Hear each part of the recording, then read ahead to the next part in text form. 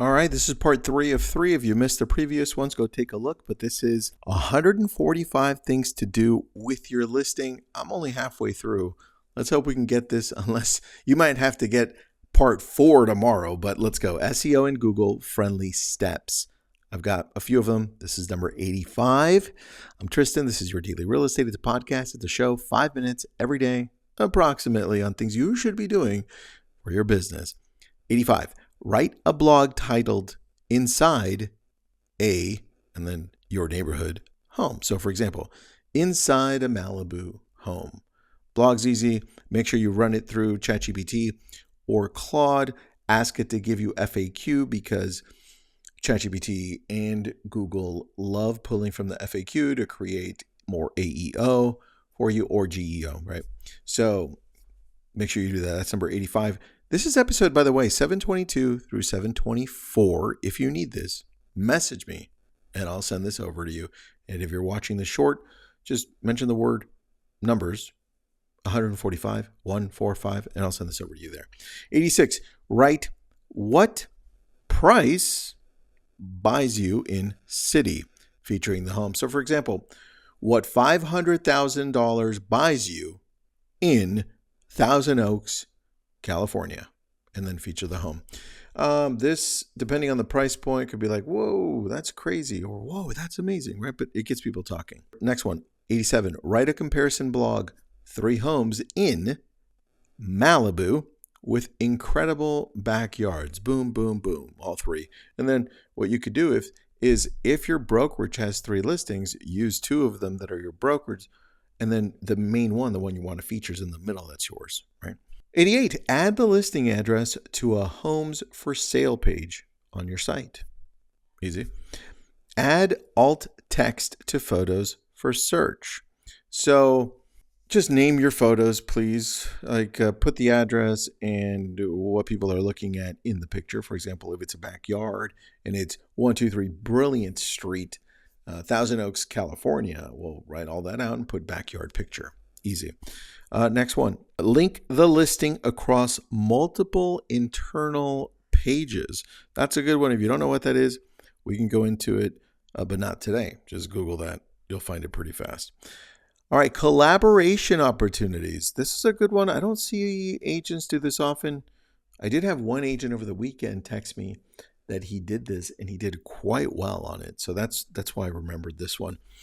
Tag local businesses in posts close to coffee shop, close to the bakery, close to whatever is close, right? I have Ragamuffin here, so of course I'm going to tag Ragamuffin on everything. 92, ask local businesses to reshare your post. Look, if you're giving them business and they love you and you love them and they know about you, they'll do it, right? Because you're bringing in business for them. 93, collaborate with local photographer who may reshare your work. Say, hey, this was taken by, let's collaborate. Boom. 94, ask your seller to share your posts. That's easy.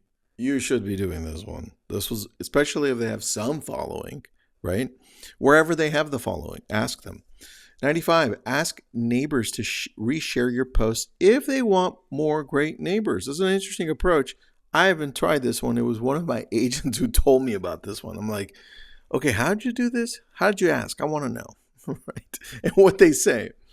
96, partner posts with team members. Look, your team may not have these listings, but it doesn't mean they shouldn't be promoting them and making them feel like they're getting more business, because the audience out there, the consumer, all they see is the listing. They don't know who it belongs to. So it's really a benefit to them and the team. All right, open house content.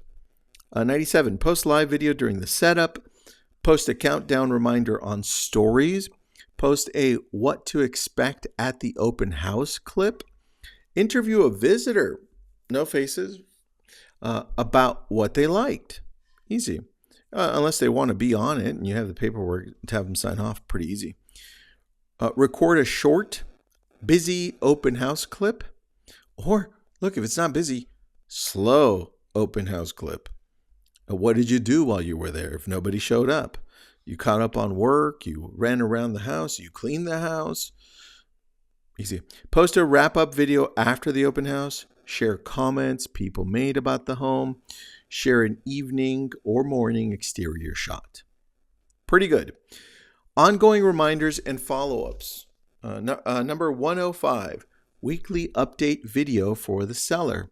You should be doing that. End of the week recap post. Here's everything we did for the listing this week. A story post showing feedback, and obviously anonymous. I had to reread that. I'm like, showing? I'm like, 108, just shown today update. Like, what people want to know where you're going. What did you see? What are the properties you took a look at? We're doing that on the Malibu Moods TikTok channel that by the way, I haven't run for a year. It was a test. It worked. I loved it, but we did that. We did it on with Broker Opens, and it was magnificent. We are reviewing offers post. In escrow post, I mean, that's practically all you see. So it's got to be a mix, guys. Don't just put in escrow, just sold, which is the next one, just sold announcement. A story highlight showing the entire journey from listed to sold. Now, if you're tracking things and you're updating, you could put those all together at the end and it would do awesome. Like, that is a cool story to see. I don't think I've seen that. Evergreen YouTube video, how to sell in city, using the listing as an example. So if you sold it, right, make a YouTube video and say, well, here's how you sell a house in Thousand Oaks, California. Let me show you what we did. All right, hidden or overlooked free touches, 114. We're on the number 114. Add the listing link to your Calendly or schedule link description. Add the listing link under your Facebook cover photo. That's a good idea. Add it to your link tree or profile link. I hope you're doing that. Mention it during every conversation that week. Just get into a habit.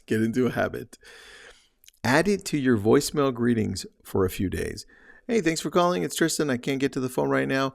But if you are interested in my new listing, 123 Brilliant Street, take a look. It's on my website. If not, just text me. I'll get back to you. Easy, right?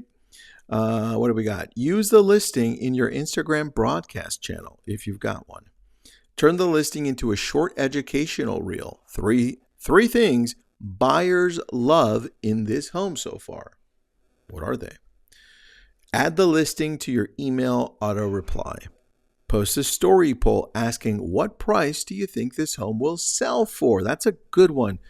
I've said this one a couple of times earlier, and I think it's really, really, really, really important to do that.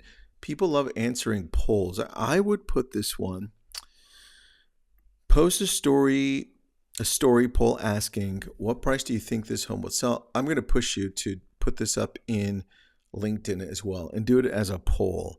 I have seen these work because I've done it. And play with the wording on that one because I think it'll do well. All right, you know what? We're already on minute 8.5. We're gonna do a bonus. We're gonna just do part 4. It's supposed to be 3 of 3, but guess what? Surprise! This is gonna be 3 of 4. Tomorrow we'll do part 4 because I've got a few of these to go with you, and I want to talk to you about what to do with these because I know some of these may not fit for you. If you need this is episode 724, really 722, 723, 724, 145 things to do with your listing. If you need this, just message me and I'll send this over. Have an awesome day.